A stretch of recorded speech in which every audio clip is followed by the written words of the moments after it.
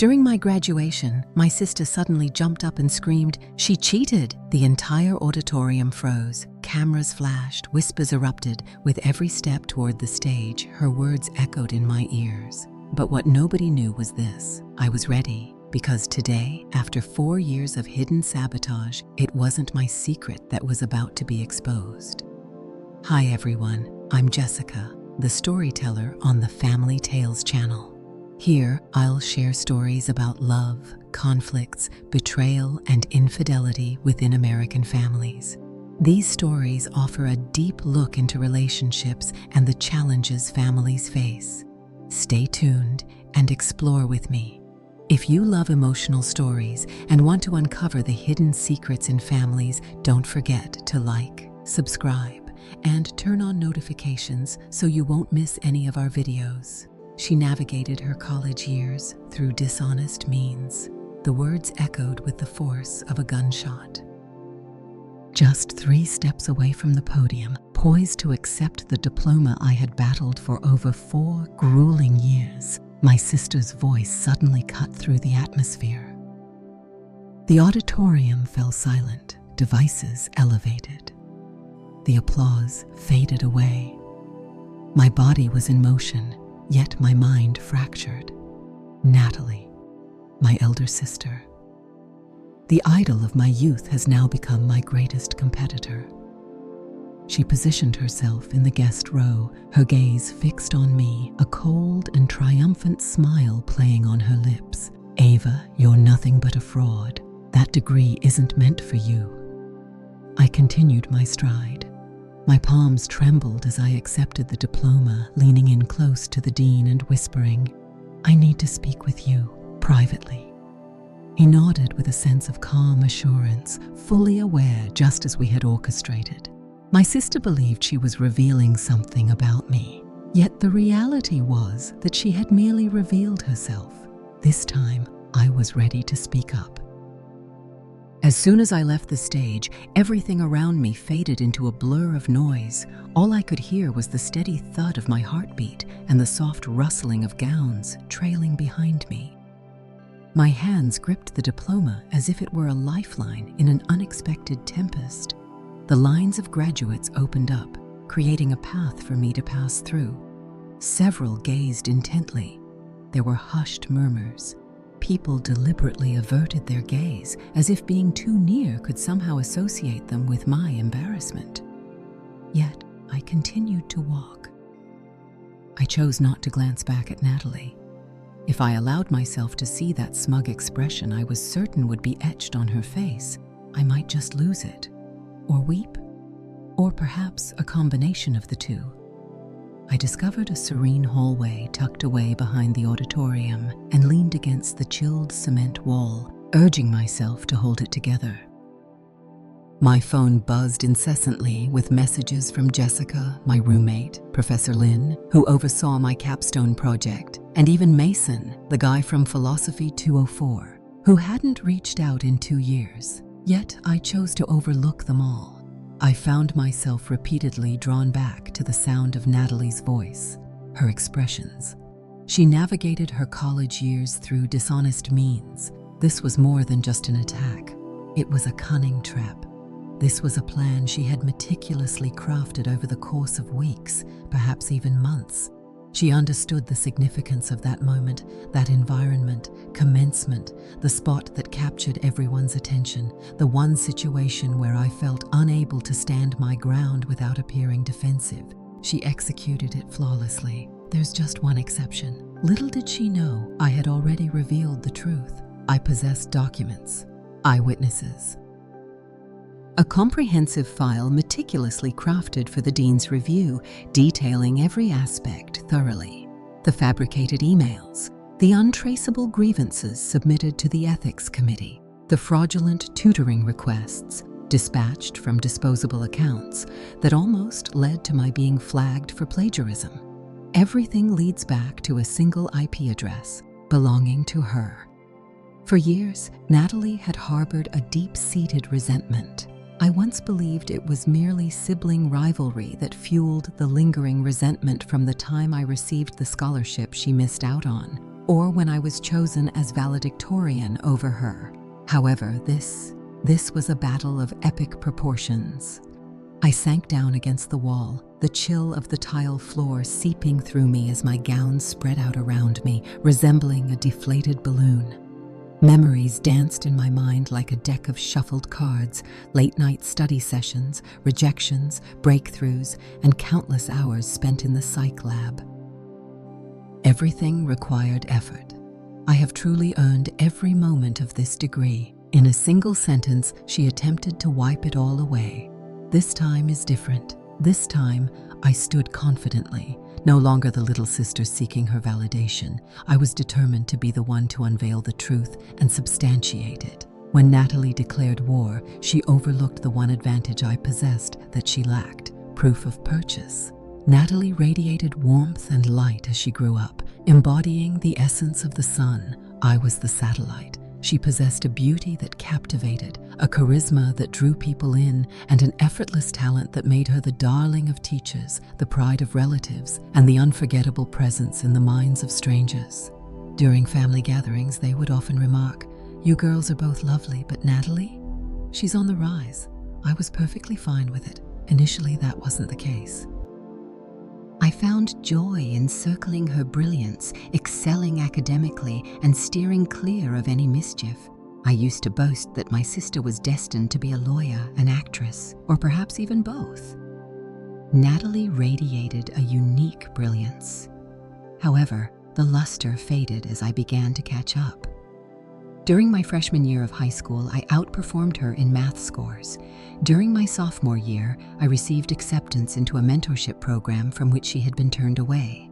By my senior year, I had surpassed her GPA, obtained a full scholarship to Oregon State, and gained admission to the university's esteemed honors college.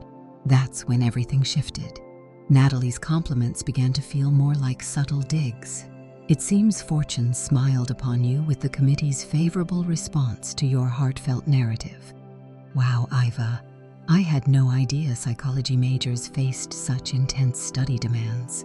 It seems quite simple when social engagements aren't part of the equation, doesn't it?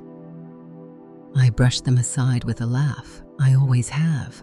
I believed it stemmed from insecurity, perhaps even a distorted form of love fueled by rivalry. However, as time passed, the comments transformed into acts of sabotage. The initial red flag appeared during my sophomore year as my scholarship check was held up. Financial aid pointed fingers, citing incomplete verification paperwork, despite my timely submissions of all required documents. The setback compelled me to seek a loan for rent, accumulate credit card debt, and pick up additional shifts at the tutoring center. Several months later, my academic advisor took a moment to speak with me privately. "Eva," she said softly, "an anonymous complaint has been brought to our attention, alleging plagiarism in your behavioral neuroscience paper." My stomach plummeted. That paper consumed weeks of my time. It was flawlessly cited, thoroughly reviewed by my mentor, and meticulously double-checked with Grammarly prior to submission. I managed to defend myself effectively, though I was left feeling shaken, but that was just the beginning of the story. Emails left unsent, appointments I was said to have canceled, and TA evaluations submitted under my name that I couldn't recall writing. At one moment, a student came up to me and said, "You're the one who disappeared after charging me $200 for tutoring, aren't you?" I had never encountered him before. Every incident felt distinct enough to appear coincidental, just enough to lead me to doubt my own perceptions. Last fall, when I found myself locked out of my school email due to suspicious activity, I sensed that something was amiss. I began to save it all. Capture every detail, screenshots, logs, and copies of all communications. 3 months ago, I discovered the pattern. Every digital trace led straight to a single individual, Natalie. Since leaving grad school, she had been residing at home. She was connected to our parents' Wi-Fi, our shared devices, and even those old login credentials I had overlooked changing. That was the moment I shifted from doubt to strategic planning. If Natalie was seeking a fight, she just chose the wrong arena to wage it. Are there any adjustments needed? Previous payments? I didn't create any. What ensued was a 3-week journey of navigating through various departments. I couldn't get a clear response from anyone. A clerk suggested that I might have already used the funds and simply forgotten about it. I recall being on the floor of my small studio, the heat turned off to cut costs, phone in one hand, ramen in the other, pondering whether I was losing my sanity. It was about more than just the money. The quiet manipulation woven into each email, the gradual diminishment of autonomy. I began sifting through my banking records. That's when the situation took a strange turn. I noticed several small, repeated transfers from my student account to a Venmo profile that was unfamiliar to me. They resembled ideal acquisitions or a classic club deuce, each priced between $20 and $75. Eventually, they accumulated to almost $900. Next, the larger one arrived. A2 500 payment marked as Laptop Upgrade Ava C. However, I did not purchase a new laptop. I did not give my approval for that payment. The transaction was fraudulent, subtly concealed. The shipping address was for an unfamiliar apartment in a nearby town. Yet I was well aware of who resided there, the former partner of Natalie, the one she asserted she had blocked months prior. That's when it all came together. This was intentional. This was not a case of identity theft by an unknown individual.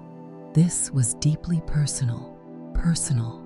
A person familiar with my routines, my timetable, and skilled at concealing their actions just adequately. Natalie had access to all the vintage resources, shared drives, synchronized devices, and even my Google autofill. She was more familiar with my password recovery answers than I was. She likely still possessed the answers to the secret questions I created back in middle school. Is this your first pet? What's your go-to ice cream flavor? She meticulously crafted a hidden agenda aimed at dismantling me piece by piece, all while remaining in the shadows. Yet I had just discovered the initial clue. That night, I updated every single password. The joint cloud storage has been closed. I have successfully reset my student ID credentials and notified campus security. Next, I created a spreadsheet. Each unusual transaction, each fraudulent login, each and every questionable email. I placed a call, not to the police, not just yet, to an individual who once came to the aid of a friend of mine during an online scam. Meet Brandon Ng, a dedicated private cyber investigator. Little did I realize that call would unleash a cascade of revelations. Brandon Ng appeared to be an unlikely candidate for someone who could dismantle a life using just a laptop. He exuded a calm demeanor, presented a polished appearance, and was unexpectedly youthful, just shy of 30. His office nestled within a vibrant co-working space in downtown Eugene, where walls were adorned with whiteboards and an array of recycled coffee cups. However, the instant I presented my spreadsheet to him, his demeanor shifted. "You've got a pattern," he remarked, his eyes narrowing with intrigue. "It's cautious, yet it rests on more careless errors than your sister ever acknowledged." He spent 3 weeks on it. After 3 weeks of meticulously sifting through IP logs, metadata, browser fingerprints, and uncovering cloud backups I had no idea were still around. After 3 weeks of meticulous side-by-side signature comparisons, analyzing email headers, and ensuring seamless cross-device syncing. When he summoned me back in, he held a folder in his hand. A robust option. He stated that he can connect more than 24 fraudulent actions directly to Natalie Carter. This situation involves 7 unauthorized logins to your student portal, 4 textbook purchases sent to her ex-boyfriend, and several attempts at impersonation using your student email alias created through a shadow redirect. I blinked. What are you referring to? She set up a secondary Gmail account that was nearly identical to yours, differing by just a single letter, and utilized it to correspond with a faculty assistant, impersonating you. He unfolded a printed email exchange. There it stood. "Hello, Professor Langley. I apologize for the late notice, but I'm currently overwhelmed and won't be able to attend our tutoring appointment. I kindly request that you do not mark me as absent. Ava, it has been signed. However, I would never skip that session. I had arrived. Surprisingly, Langley had not. At that moment, everything became clear. I was feeling unwell. Brandon said softly, "She's not merely attempting to undermine your academic success. She's setting the stage for character annihilation. In academic integrity hearings, a single well-placed deception can cast a shadow of doubt over your entire record." I gazed at the evidence, my heart pounding. She had gone beyond merely taking money. She was meticulously crafting her credibility day by day so that when she rose at graduation and declared she cheated, the falsehood would resonate as some might have already bought into it. Brandon emphasized that he has everything securely backed up in digital format, including screenshots of the fraudulent accounts prior to their deletion. He strongly suggests that we take action promptly. She has begun the process of eliminating items. I gave a nod. What comes next? He shut the folder with a decisive motion. You craft your argument with precision, patiently waiting for the perfect opportunity to present it.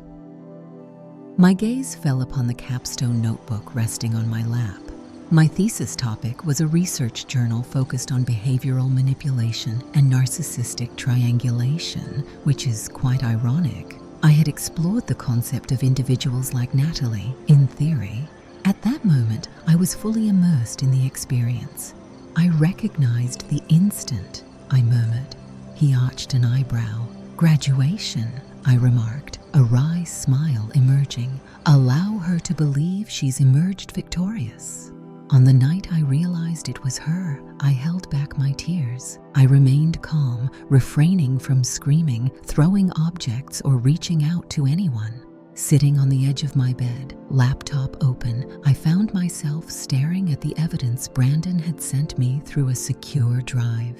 Natalie's digital presence was omnipresent, timestamps perfectly synced with her known whereabouts, text patterns echoing her previous blog entries, and purchase histories intricately linked to her phone's GPS. It was completely sealed. Yet, I found it hard to accept the truth. This was my sister, the girl who would braid my hair as we indulged in episodes of Gilmore Girls, the one who secretly slipped cupcakes into my middle school locker after my heartbreak with Jason Wells in 7th grade. The very sister who once said to me, "You're going to be unstoppable one day, Ava." I held on to those memories as tightly as a child clings to a well-worn blanket. Yet, the reality was that those moments had faded long ago. I simply hadn't realized when it happened. Reflecting on the past, I can identify the cracks beginning to appear as far back as my high school days. The subtle flattery, the competition that resembled a battle for survival rather than a source of enjoyment. However, this was truly something extraordinary. It had transcended rivalry. The scene was one of utter devastation. I accessed the voice recording that Brandon had obtained from her phony tutoring session. One of the rare instances she hadn't noticed was still retrievable. A confident and smooth female voice casually spoke into a disguised number. "Please send the check to Ava Carter, identical spelling. She's so focused on shining as the star of the psych department that she fails to notice anything amiss." Her laughter echoed behind her. I forcefully closed the laptop. The following morning, I made my way across town, avoiding confrontation with her. Not at this moment. I visited my father. He was by himself at home while our mom attended a dental conference, and I discovered him on the back porch, tending to his tomato plants. Upon seeing me, he broke into a smile. "Exciting day ahead, isn't it? Are you prepared to step onto that stage?" I paused. "Hey, Dad, has Natalie ever mentioned anything unusual to you? Let me introduce myself." His expression darkened. "What type of strange?" "I'm talking about anything related to school. Regarding my infidelity." or perhaps not worthy of my scholarship. He gently placed the watering can on the ground.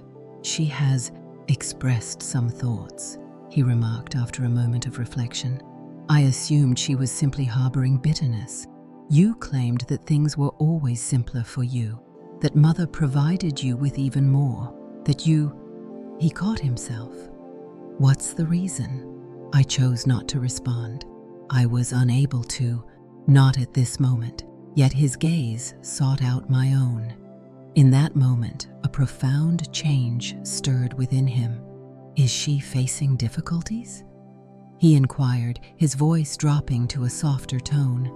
"Not at this moment," I replied. "However, she certainly will be." Natalie had invested years in cultivating her bitterness, subtly tainting the atmosphere between us and persuading even my nearest and dearest that I was the flawless golden child who faced no challenges. Yet, she was on the brink of discovery. I didn't remain quiet out of weakness. I remained quiet because I chose to be patient.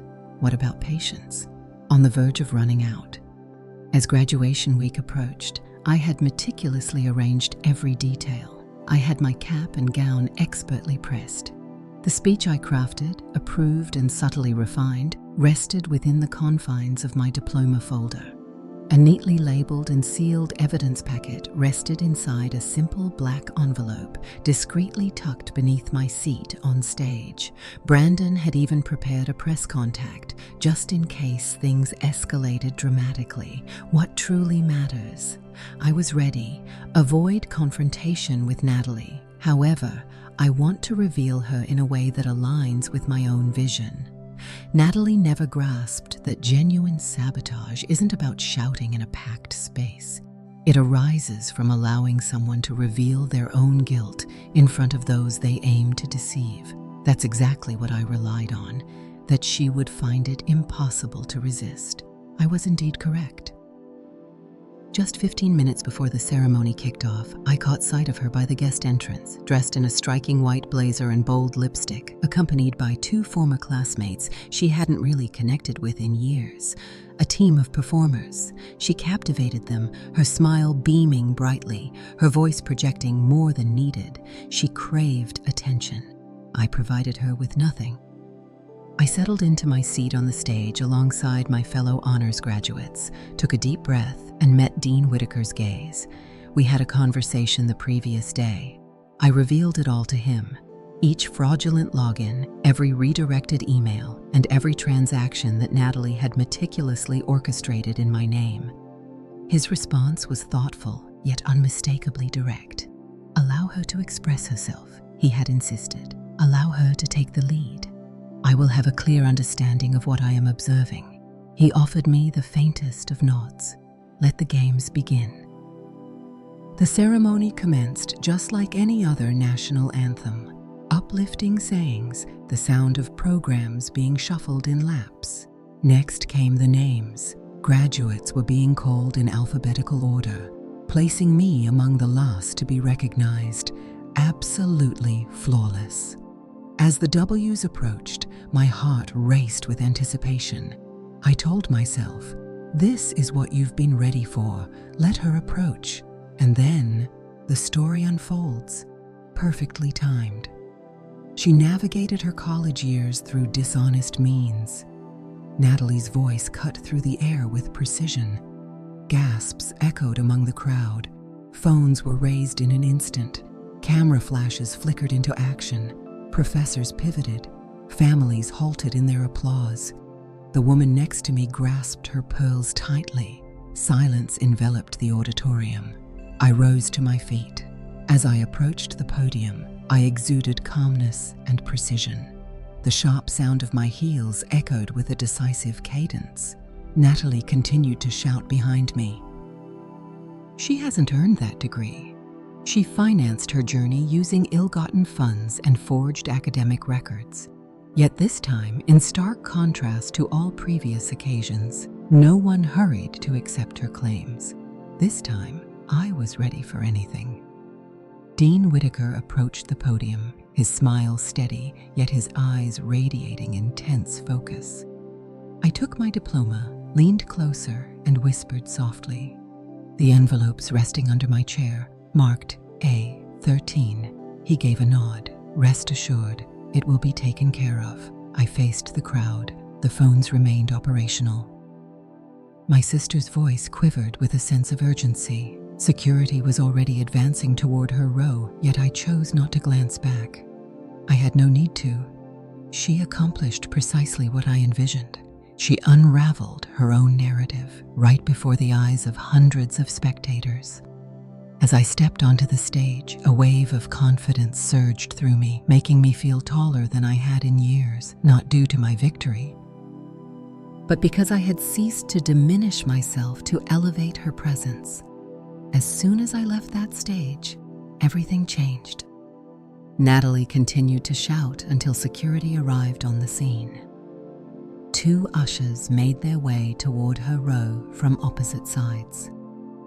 She retreated, voicing her objections, waving her arms with exaggerated flair as if she were vying for a part that only she thought was rightfully hers. She wasn't forcibly removed. There was no necessity for them to do so. Her outburst had already crumbled under the pressure of its own intensity. What about the witnesses? They were more than just families. Seated near the front for coverage were faculty, alumni, donors, and local press.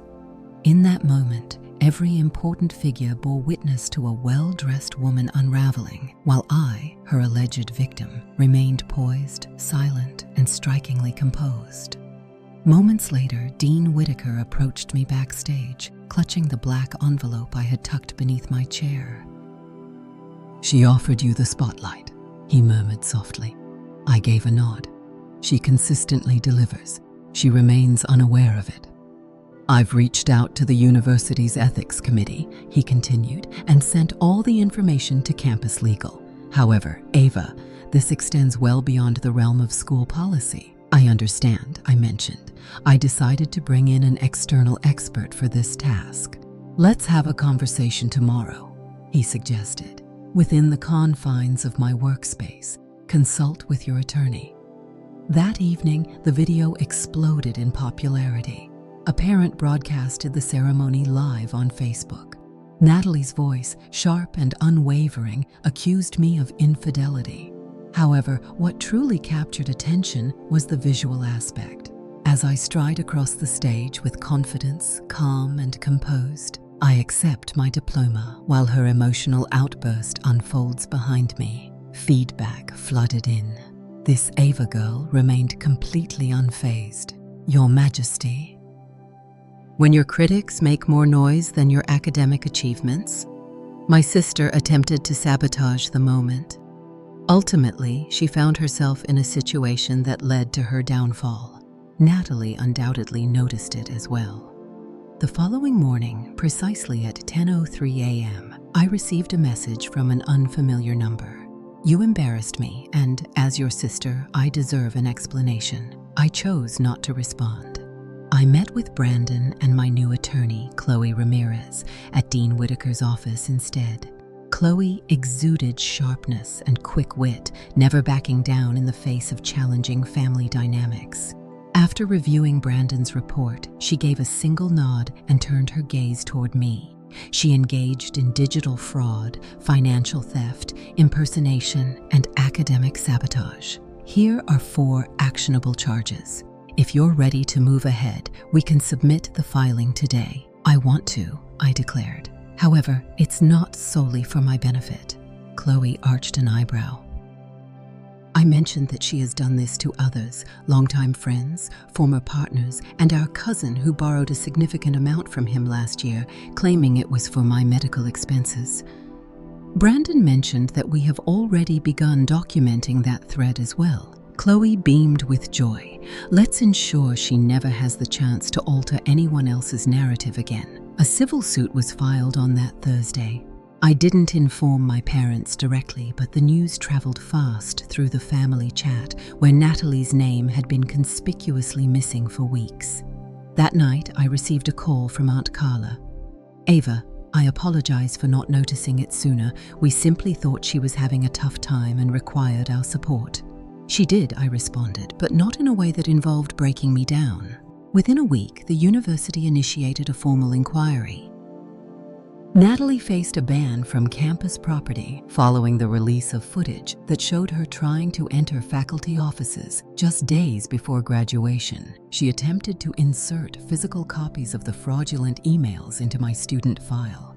The situation was chaotic. The situation was dire. Unfortunately, it did not succeed. I had one last encounter with Natalie. In mediation, our lawyers addressed the financial damages she was responsible for, though it wasn't a choice we made. She donned sunglasses inside, avoided direct conversation with me, and kept murmuring to her lawyer as if she were a child at a parent-teacher meeting.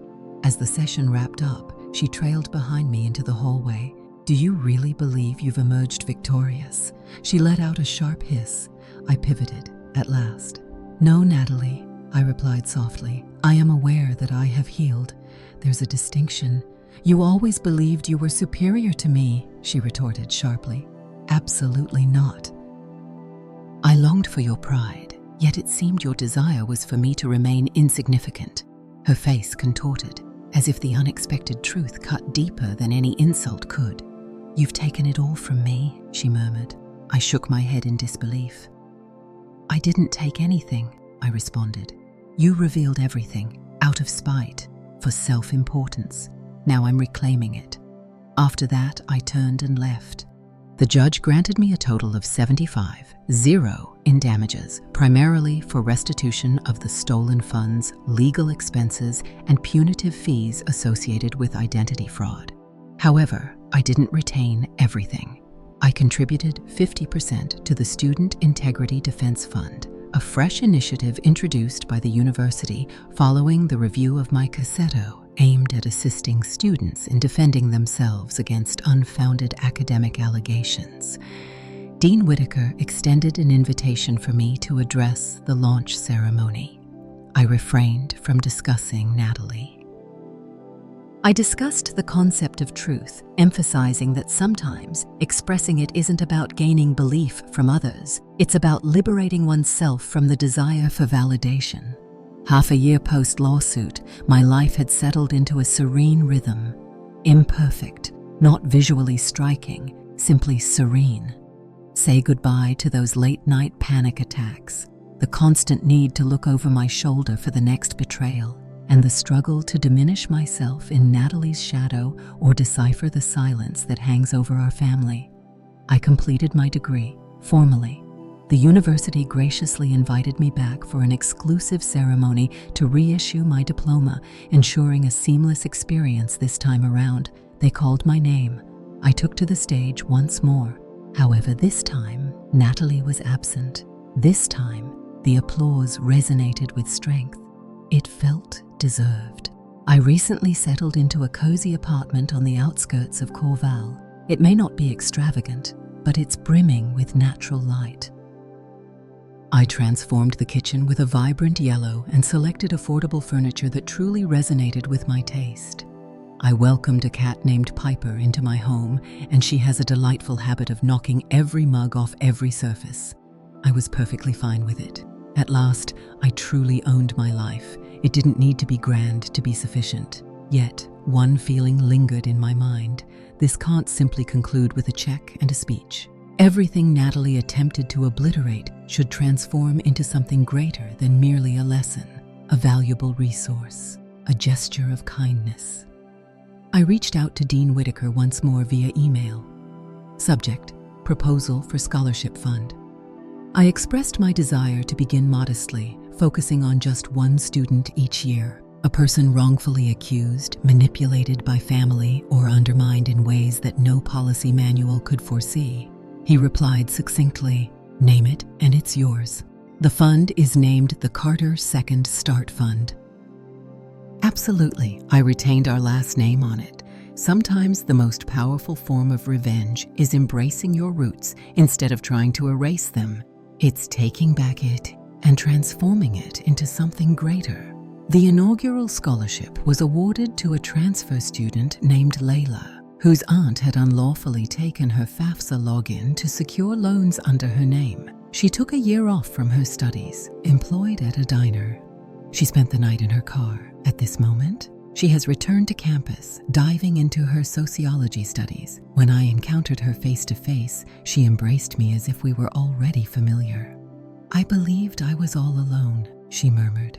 I told her, "You never were." My mother never reached out. She dispatched a letter, a meandering and unclear apology cloaked in justifications. "Your sister has always been a complex character. It would have been helpful to hear from you earlier. We had no idea just how severe the situation truly was." I chose not to respond. It wasn't out of hatred. Rather, I had simply moved beyond the need for her understanding.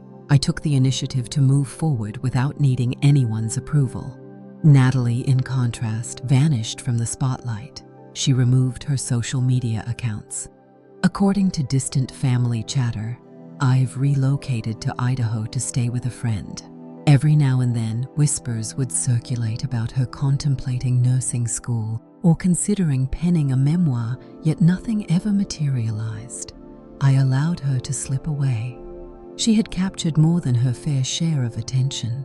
At times, the journey of healing may not resemble forgiveness.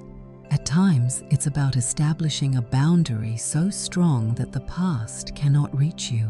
There are moments when you step into a room, standing tall, fully aware that every aspect of this life has been crafted by your own determination and effort.